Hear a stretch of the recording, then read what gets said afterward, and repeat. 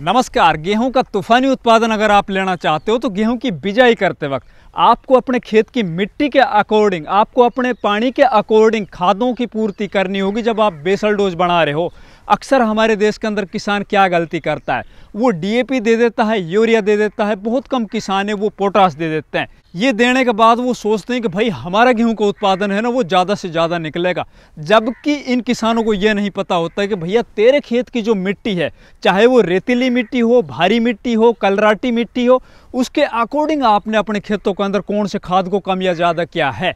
ना ही उनको ये पता होता है कि भैया आपका जो पानी है वो ट्यूबवेल का हो या फिर नहर का है, तो नहर के पानी को किन खादों की आवश्यकता पड़ती है और ट्यूबवेल के पानी को किन खादों की आवश्यकता पड़ती है। अक्सर हमारे देश का किसान है वो मिट्टी की जांच तो कराता नहीं है।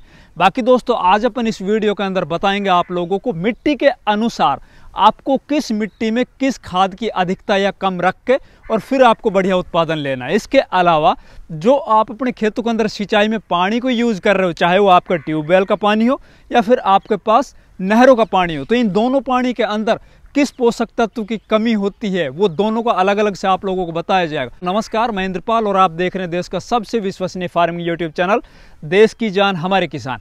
अगर अभी तक आप लोगों ने इस चैनल को सब्सक्राइब नहीं किया है तो प्लीज़ चैनल सब्सक्राइब कर लीजिए, वीडियो को लाइक और ज़्यादा से ज़्यादा दूसरे किसान भाइयों तक भी शेयर कीजिए। सबसे पहले अपन बात करते हैं भैया गेहूं का अधिकतम उत्पादन लेने के लिए कौन कौन सी शर्तें हैं जो आपको माननी पड़ेगी। तो पहली शर्त है भैया आपको एक अगेती बिजाई करनी होगी। देखिए, अगेती बिजाई जो किसान करता है गेहूं का अधिकतम उत्पादन उसी के खेत में निकलता है। अब अगेती बिजाई का टाइम 25 अक्टूबर से लेकर 5 नवंबर, ज़्यादा से ज़्यादा 10 नवंबर। अब 10 नवंबर के बाद में गेहूं की जितनी भी बिजाई होगी तो भाई पर डे के हिसाब से किलो, 2 किलो, 5 किलो उत्पादन आपका घटता चला जाएगा, चाहे आप कितनी ही हाई यील्ड पोटेंशियल वैरायटी अपने खेतों के अंदर लगा लो। दूसरा भैया, बेसल डोज में जो किसान अपनी मिट्टी के अकॉर्डिंग पोषक तत्वों की पूर्ति कर देता है वो किसान एक बढ़िया उत्पादन की ओर उसी टाइम पर अग्रसर हो जाता है। तीसरा, बढ़िया वैरायटियों का चुनाव। भैया वैरायटी सबसे ज़्यादा निर्भर करती है किसी भी फसल के उत्पादन के अंदर, मैं बार बार बोलता हूँ ये। तो भैया आपको ये ध्यान रखना, अगर आप अगेती बिजाई करने जा रहे हो तो बहुत सी हमारे देश के अंदर हाई यील्ड पोटेंशियल वैरायटियाँ हैं जो मैंने पिछले वीडियो के अंदर शायद बताई भी होंगी आप लोगों से, जिसने पिछले साल बहुत अच्छा उत्पादन दिया था। उनमें से आप कोई भी चुनाव करके अपने खेतों में लगा सकते हो। अगर आप पछेती बिजाई कर रहे हो तो भैया पछेती बिजाई के लिए भी बहुत अच्छी वैरायटियाँ हैं जिनको आप लगा के एक अच्छा उत्पादन ले सकते हो। अगली शर्त है भाई अपने खेतों के अंदर आप अच्छी जुताई कीजिए। अगर आपके खेतों में कोई फसल अवशेष बचे हुए हैं पिछली फसल के तो उनको डिकम्पोज कर दीजिए। जैसे कि आप जब पड़े हुआ कर रहे हो उस टाइम पर यूरिया का छट्टा मार दीजिए, ऊपर से आप पड़े हुआ कर दीजिए। 2-3 दिन के अंदर जो भी अवशेष आपके खेतों के अंदर है अधिकतर वो डिकम्पोज हो जाएंगे। इसके अलावा भैया आप जब बीज की बिजाई कर रहे हो, चाहे आपके घर का बीज हो, बाहर का बीज हो, उसको उपचारित जरूर कर लीजिए। तो ये शर्तें अगर आप मानते हो तो डेफिनेटली आप एक अच्छे उत्पादन की तरफ जरूर बढ़ जाते हो। अब बात करते हैं भाई बेसल डोज की। जब आप गेहूं की बिजाई कर रहे हो उस टाइम पर आप किस मिट्टी के अंदर किन पोषक तत्वों की पूर्ति करें। तो सबसे पहले अपन बात करते हैं भैया जो हल्की मिट्टी है, रेतीली मिट्टी, उसके अंदर किन पोषक तत्वों की आवश्यकता पड़ती है। अब इनके अंदर कॉमन जो खाद चाहिए तीनों चारों मिट्टियों के अंदर, तो भैया आपको डीएपी की आवश्यकता पड़ेगी सभी मिट्टियों के अंदर। फॉस्फोरस के बिना तो आप सोच भी नहीं सकते किसी भी फसल के बढ़िया उत्पादन, क्योंकि फॉस्फोरस की बदौलत ही किसी भी फसल की जो जड़ें हैं वो जमीन के अंदर अच्छी नीचे गहराई तक जाती है, साथ ही उसका जो तना स्टैम्प है वो मजबूत बनता है। तो भाई फॉस्फोरस के लिए तो अपन को डीएपी की आवश्यकता पड़ेगी, चाहे कोई भी मिट्टी हो आपके पास। दूसरी बात करते हैं भैया पोटास। पोटास हमारे देश के अंदर अब जैसे इसके रेट बढ़े तो किसान पोटास से मुंह मोड़ रहे हैं। तो भाइयों ये बता देता हूँ, गेहूं का अगर आप लोगों को बढ़िया उत्पादन चाहिए, बेस्ट वैरायटी की एक अच्छी क्वालिटी की गेहूं चाहिए जिसके अंदर बोल्ड दाना हो, चमकदार दाना हो, और आगे चलकर जब गर्म हवाएं चलेंगी उस टाइम पर हमारी फसल स्ट्रेस से बची रहे, किसी तरह मतलब जो पर्यावरणीय तनाव है उससे बची रहे हमारी फसल, अगर 1-2 दिन पानी के अंदर भी लेट हो जाए तो भी, तो भैया हमें पोटास की पूर्ति अपने खेतों के अंदर बेसल डोज में ही कर लेनी।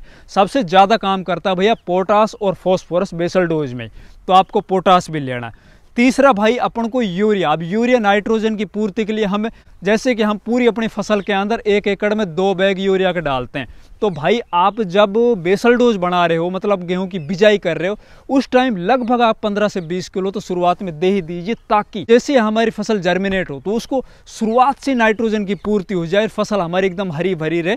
जब अपन पहली सिंचाई करें उस टाइम तक हमारी फसल एकदम शानदार कल्लों की तरफ बढ़ चुकी हो। तो भाई 3 खादों की आवश्यकता तो हमें, चाहे रेतीली मिट्टी हो, चाहे हल्की मिट्टी हो, भारी मिट्टी हो, इनके अंदर पड़े ही पड़ेगी। बाकी इनके अंदर अलग अलग मिट्टियों के अंदर इनकी मात्रा कम या ज़्यादा होती चली जाएगी, वो बताऊंगा आप लोगों को।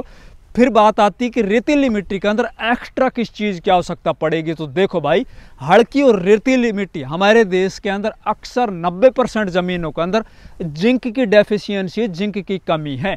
अक्सर हम देखते हैं जो हल्की ज़मीन होती है, रेतीली ज़मीन होती है, उनके अंदर गेहूं जर्मिनेट तो हो जाता है अच्छे से, शुरुआत के अंदर वो हरा भरा भी दिखाई देता है, लेकिन जैसे ही 20 दिन 25 दिन होते हैं वैसे ही फसल के अंदर रोग लग जाता है। मोलिया का रोग हो, चाहे जो पौधा बिल्कुल एकदम पीला पीला हो जाता है, बीमार सा खड़ा हो जाता है, तो भाई उन खेतों के अंदर जिंक की कमी होती है। अगर आप बेसल डोज में जिंक दे देते हो तो लगभग आपने आधी लड़ाई उसी टाइम पे जीत ली। फिर आप जब पहली सिंचाई करो उस टाइम पर यूरिया के साथ जिंक जरूर दे दीजिए। तो बेसल डोज में बात आती है कि भैया डीएपी के साथ हम कैसे दें, तो फॉस्फोरस के साथ अगर अपन जिंक देंगे तो दोनों ही डीएक्टिव हो जाएंगे, दोनों ही आपस में रिएक्शन करके और एक तरह से दोनों काम नहीं करेंगे, एक जगह पर फिक्स हो जाएंगे। तो भाई ये कोशिश कीजिए, आप जो चिलेटेड वाला जिंक आता है उसको आप डीएपी के साथ दे सकते हो। बहुत सी अच्छी अच्छी कंपनी को चिलेटेड जिंक आते हैं, आधा किलो जिंक लीजिए आप और इसको अपने बेसल डोज के अंदर मिला के दे दीजिए। भाई ये तो ही रेतीली हल्की जमीन की। अब बात करते हैं, अक्सर हमारे देश में कलराठी जमीन है जहाँ पे नमकीन नमक वाला पानी होता है, खारा पानी होता है,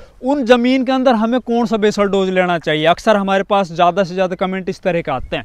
तो भाई अगर आपकी ज़मीन कलराठी है तो आपको डीएपी भी लेना है, पोटास भी लेना है, यूरिया भी लेना है, इन सब के साथ आपको सल्फर ज़रूर लेनी है। देखिए, आप बेसल डोज में ही सल्फर दे देंगे या फिर आप एसएसपी 7 इनके साथ मिला के दे दोगे, जो सिंगल सुपर फास्फेट होता है उसके अंदर भी सल्फर होती है। तो सल्फर है ना, वो आपकी ज़मीन के ऊपर से जो कलर है उसको कहीं ना कहीं तोड़ेगा, ज़मीन की जो सख्तपना है उसको तोड़ेगा। तो भाई कलराठी जो ज़मीन है, कलर वाली ज़मीन, उनके अंदर आप सल्फर भी ज़रूर मिला लीजिए। अगर आप 90% वाला ले रहे हो तो 5 किलो पर एकड़ के हिसाब से, अगर आप बेंटोनाइट ले रहे हो तो 15 किलो पर एकड़ के हिसाब से बेसल डोज में या आप डीएपी, यूरिया, पोटास इनके साथ मिला के दे दीजिए। फिर बात करते हैं भैया भारी मिट्टी, काली, चिकनी या दोमट मिट्टी, उनके अंदर हमें कौन से खाद लेने चाहिए और इन तीनों मिट्टी के अंदर खाद की क्या कुछ मात्रा रखनी चाहिए। भाई इनके अंदर अपन को डीएपी लेना है सबसे पहले, मैंने आप लोगों से पहले बताया था डीएपी लो। अब डीएपी हमें कितना लेना, देखिए डीएपी 2 हिसाब से लेंगे अपन। अगर आप बेसल डोज में पूरा फॉस्फोरस देना चाहते हो तो आप कम से कम 1 बैग शुरुआत में ही गेहूं की जब आप बिजाई कर रहे हो तो बेसल डोज में दे दो भाई। अगर आप ये बोल रहे हो कि यार शुरुआत में हमारे पास डीएपी कम है, या फिर डीएपी की ऐसा तरीका बताओ हमें जिससे कि फॉस्फोरस की एफिशिएंसी बढ़ जाए और हम कम डीएपी डालें अपने खेतों के अंदर, तो भाई उसके अंदर आपको क्या करना है, जब आप गेहूं की बिजाई कर रहे हो ना, बिजाई के साथ आप लगभग 20 से और 30 किलो के बीच में, जैसे आप गेहूं ले रहे हो 1 एकड़ जमीन में 50 किलो, तो उसी में आप मिला लीजिए 20, 25 या 30 किलो डीएपी भी। और जो सीड ड्रिल मशीन है ना उसके नंबर आप बढ़ा लीजिए। मतलब ये सारा खाद और जो ये गेहूं है वो टोटली आपके खेत के अंदर बू जाना चाहिए। तो उसके अंदर डीएपी की जो एफिशिएंसी है ना भाई, वो 2 से 3 गुना बढ़ जाएगी, क्योंकि डीएपी के जो दाने हैं वो गेहूं के बिल्कुल पास में ही पड़ेंगे जाके, और उसके अंदर ना ही जर्मिनेशन के अंदर कोई दिक्कत आएगी। तो अगर आपको डीएपी की एफिशिएंसी बढ़ानी तो आप गेहूं के बुआई के साथ ले सकते हो। और फिर जो बची हुई मात्रा है उसको अगर आप, जब गेहूं के अंदर हम पहली सिंचाई करते हैं 20, 25 या 30 दिन के टाइम पर, उस टाइम पर दे देते हो तो भाई देखना गेहूं मज़ा दे देगा भाई। गेहूं का उत्पादन है ना आपका 100% बढ़ जाएगा। ये जो मेथड है ना मैं खुद अपने खेतों के अंदर अप्लाई करता हूं। फिर बात आती है भैया पोटास क्या। पोटास की ऐसी भैया, चाहे आपके पास कोई सी ज़मीन हो, हल्की ज़मीन हो, रेतीली ज़मीन हो, कलराठी ज़मीन हो, भारी दोमट मिट्टी हो, अब पोटास डिपेंड करेगा पानी के ऊपर। अगर आप ट्यूबवेल से पानी दे रहे हो तो भैया पोटास की ज़रूर 100% आपके खेतों के अंदर कमी मिलेगी, चाहे कोई खेत हो। और अगर आप नहरी पानी दे रहे हो तो उन खेतों के अंदर पोटास की थोड़ी कम आवश्यकता पड़ेगी। और अगर हो सके तो भाई बेंटोनाइट सल्फर है ना, वो आप इन सभी खादों के अंदर मिला लीजिए। ये मिलाने के बाद, इस मेथड से मिलाने के बाद भैया आप गेहूं की बिजाई कीजिए, फिर देखिए गेहूं का जो उत्पादन कितना शानदार निकलेगा। जब अपन गेहूं की पहली सिंचाई करेंगे उस टाइम पर भी मैं कुछ स्पेशल खाद बताऊंगा आप लोगों को, कुछ अच्छे मेथड बताऊंगा जिनसे खाद की एफिशिएंसी बढ़ जाएगी, उनकी ताकत बढ़ जाएगी। तो अगर हमारी बातें अच्छी लगी तो वीडियो को लाइक कीजिए, चैनल को सब्सक्राइब कीजिए और ज़्यादा से ज़्यादा इस वीडियो को शेयर कीजिए। धन्यवाद।